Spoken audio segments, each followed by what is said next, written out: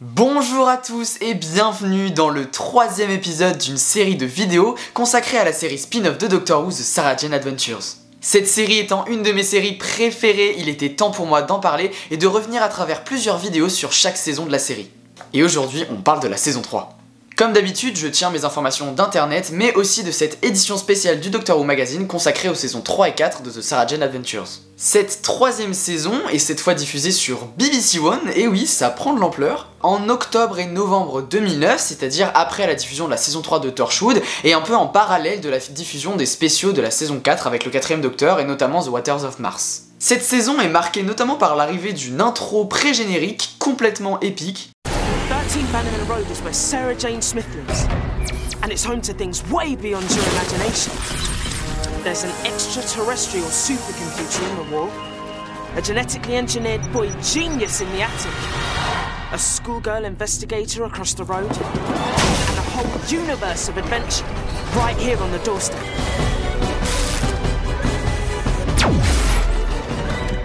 Ready? Always. Un vaisseau Judoon s'écrase sur Terre, libérant un prisonnier alien dangereux. Et tout le groupe va faire équipe avec le Judoon pour remettre la main sur le fugitif qui a pris possession de Sarah Jane. Attention, il y a des chances que je dise ça pour chaque épisode, mais c'est un excellent épisode. Premièrement, ça devient un peu une tradition pour la série de commencer une saison avec un antagoniste venu de Doctor Who, ici un Judoon.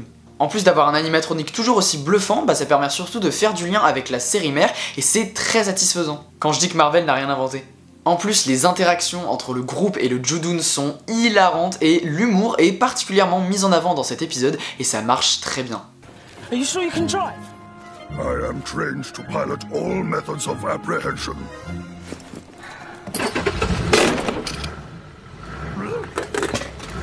Handbrake unnecessary.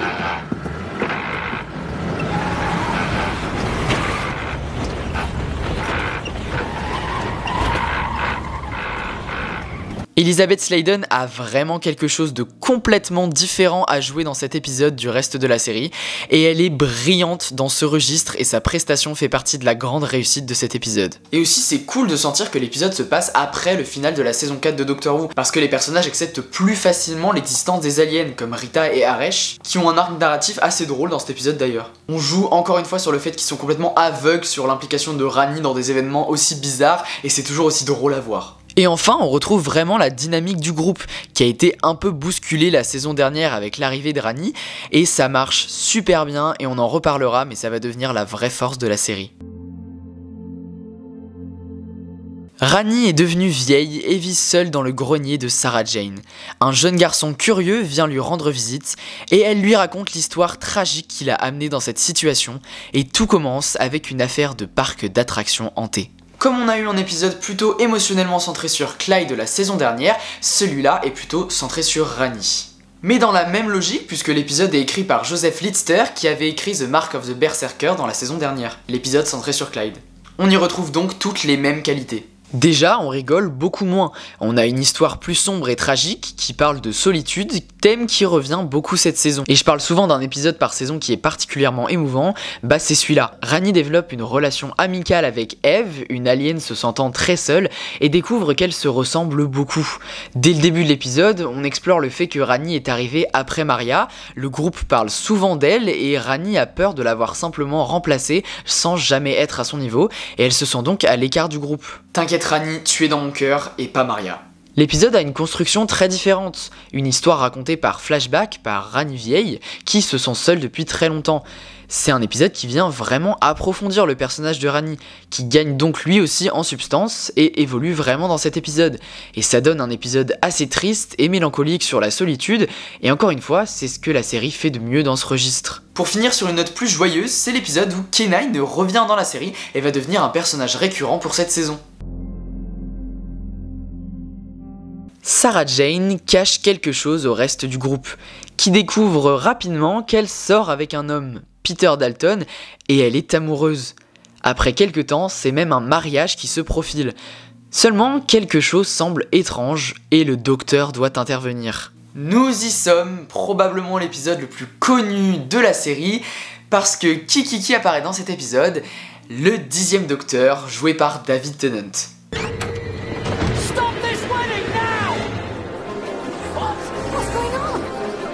the hell is that? I don't believe it.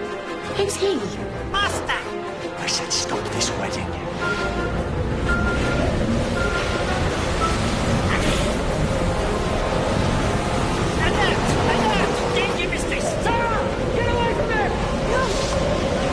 Don't be afraid, Sarah Jane.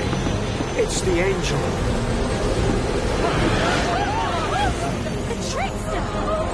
Il apparaît donc après la saison 4, et il a déjà vu Luke en visio à la fin de la saison 4, et il voyage sans Donna, donc logique qu'il apparaisse seul. Même s'il est important de préciser que David Tennant a tourné dans cet épisode après le tournage de tous les spéciaux, donc c'est en fait la dernière fois qu'il a tourné en tant que 10e Docteur. Dès la 2e saison de The Sarah Jane Adventures, il avait fait savoir à la production qu'il adorerait apparaître dans la série, et ce fut donc le cas dans cette 3e saison. A noter que le brigadier devait aussi apparaître dans cet épisode à ses côtés, mais malheureusement la santé de Nicholas Courtney ne le permettait pas. Et quel épisode! Puisque je l'ai pas dit, mais c'est aussi le maintenant traditionnel épisode dans chaque saison où le trickster apparaît. Bon, et un peu spoilers, mais c'est la dernière fois qu'il va apparaître dans la série. Mais bref, il est génial dans cet épisode, même si un peu moins terrifiant que dans ses dernières apparitions. Et on est sur un épisode un peu moins sombre que les deux autres avec le trickster, même si on parle quand même beaucoup de solitude, que ce soit celle du docteur ou celle de Sarah Jane. On sent qu'ils ont vraiment mis aussi l'accent sur l'humour, que ce soit avec le docteur ou avec la scène d'espionnage au début, mais il n'en reste pas moins un épisode qui est vraiment tragique et vraiment émouvant. Et voir le docteur dans cette série quand même, mais on peut pas se le cacher, mais quel immense bonheur, quand je vous dis encore une fois que Marvel n'a rien inventé.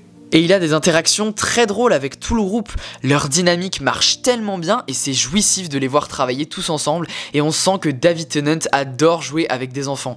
Et il apparaît que dans la 2e partie de l'épisode, donc ça reste court, et l'action est très recentrée sur cette 2e partie, mais au moins on ne perd pas une seconde. What about Sarah Jane? Haven't we all been in the same place at the same time? All this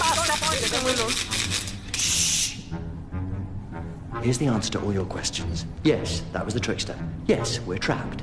Yes, I'm the only one who can get us out of the trap. Yes, I'm gonna bring Sarah Jane and your mum and dad and all the others back safe, but I can't do any of it without you. You need us? Just like Sarah Jane needs you. L'histoire de Sarah Jane et Peter est aussi déchirante, même si du fait de la brutalité de son introduction, tout se passe un peu vite.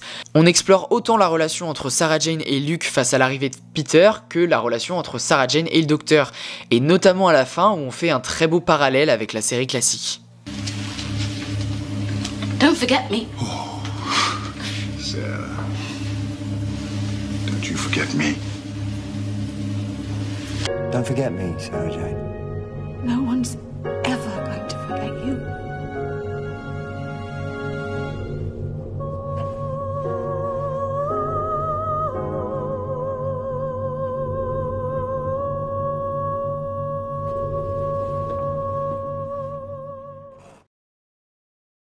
Le docteur Celeste Rivers de l'Institut Pharos emmène Sarah Jane, Clyde et Rani dans un manoir hanté. Bien que ne croyant pas aux fantômes, le groupe est confronté à un grand nombre de phénomènes étranges. Je vais passer très peu de temps sur cet épisode parce que c'est un bon épisode, mais selon moi c'est le moins bon de la saison. Déjà on n'a pas le gang au complet puisque Tommy Knight qui joue Luke devait passer des examens, du coup il est pas présent dans cet épisode. C'est vraiment un épisode à ambiance, un huis clos qui visuellement est très beau et propose vraiment une ambiance sombre, flippante. En tout cas ça propose vraiment quelque chose de différent et ça marche plutôt bien, en plus de développer beaucoup la relation entre Clyde et Rani. Ça reste l'épisode entre guillemets le plus classique de cette saison.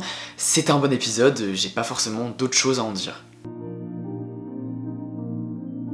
À la suite d'un prix de dessin gagné par Clyde, il a été évoqué en saison dernière qu'il avait un talent pour le dessin, sa peinture est exposée et sa classe se voit offrir le droit de voir en exclusivité une exposition autour de la Joconde prêtée au musée de Londres.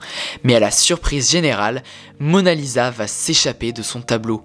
Bon bah je crois que c'est mon épisode préféré de la saison. Je pense que c'est un épisode qui a tous les éléments qui font que j'adore cette série. C'est un épisode complètement what the fuck, drôle au concept génial, avec des aliens bizarres mais aussi un développement intéressant de la relation Sarah Jane-Luke. Luke qui grandit, apprend, devient littéralement un vrai ado, et Sarah Jane qui est vraiment dépassée par tout ça. Et c'est beau et un peu triste à la fois de les voir apprendre l'un de l'autre. Mais c'est un épisode tellement drôle. Je veux dire, le concept de la Joconde qui sort de son tableau à cause d'un alien et pour se venger des humains.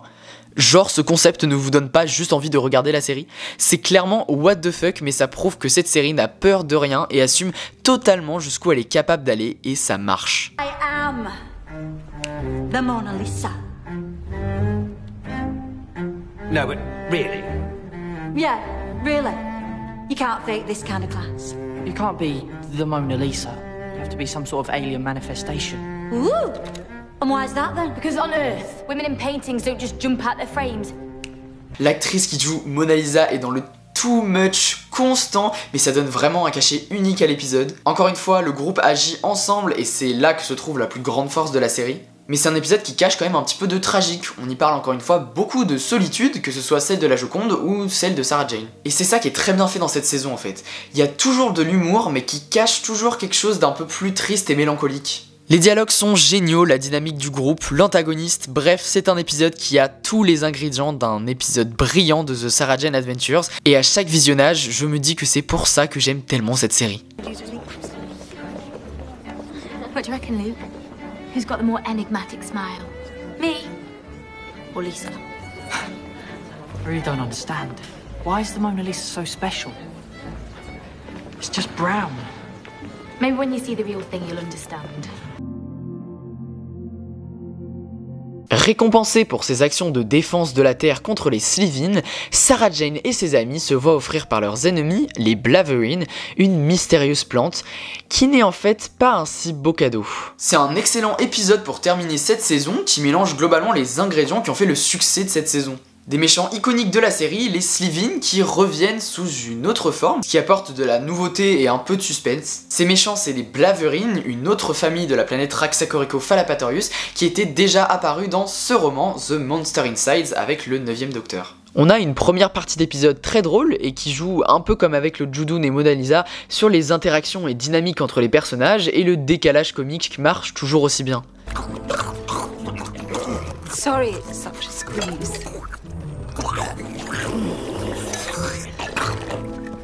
And this delightful liquid Was tomato soup. La deuxième partie, elle, est vraiment celle du grandiose, où toute la Terre est en danger d'une manière assez différente de ce qu'on a pu voir avant, ce qui donne un épisode assez original et qui implique encore une fois la mise en danger de Luke pour appuyer sur sa relation avec Sarah Jane. Le seul reproche que j'aurais à faire, c'est l'absence des parents de Rani dans cet épisode. C'est des personnages importants et dans un final de saison, ça manque un petit peu, mais bon, vraiment, je chipote. Ça reste un final pour le moins explosif, où on a encore une fois le running gag de Clyde, dont je n'ai encore jamais parlé pour l'instant.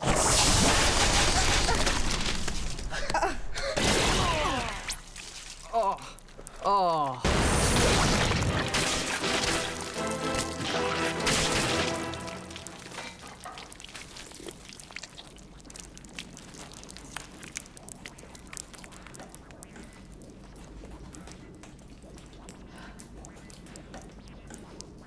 Disintegration successful.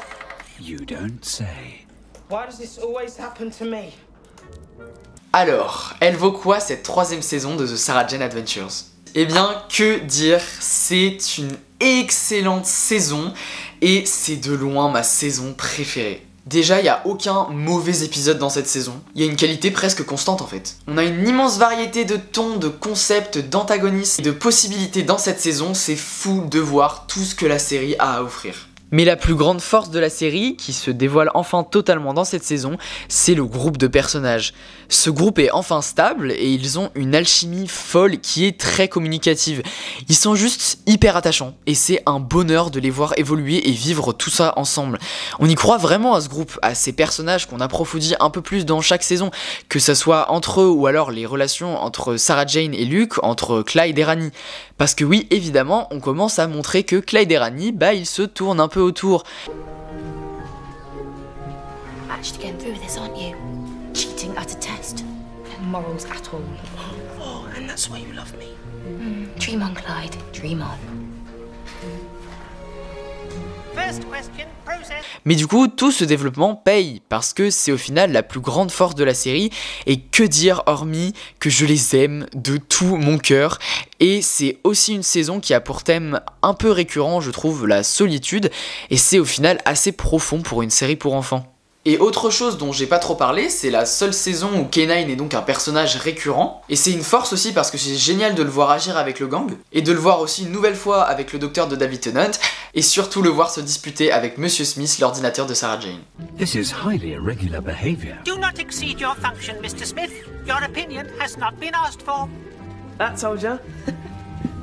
Bon bah voilà, hein, j'ai essayé d'en dire le maximum sans trop m'étaler, et je dois dire que j'arrive un peu à la saison où c'est difficile de parler de cette série avec mesure, parce qu'elle me touche particulièrement et elle est très importante pour moi, et que cette saison c'est sûrement un des projets que je préfère dans tout le Universe, et je pense que les rares fois où je me suis senti vraiment mal dans ma vie, ça a été la saison que j'ai le plus regardée. Cette saison c'est vraiment une thérapie pour moi. Bref, je vais m'arrêter là, rendez-vous la semaine prochaine parce que, eh bien, les aventures de notre groupe ne sont pas terminées.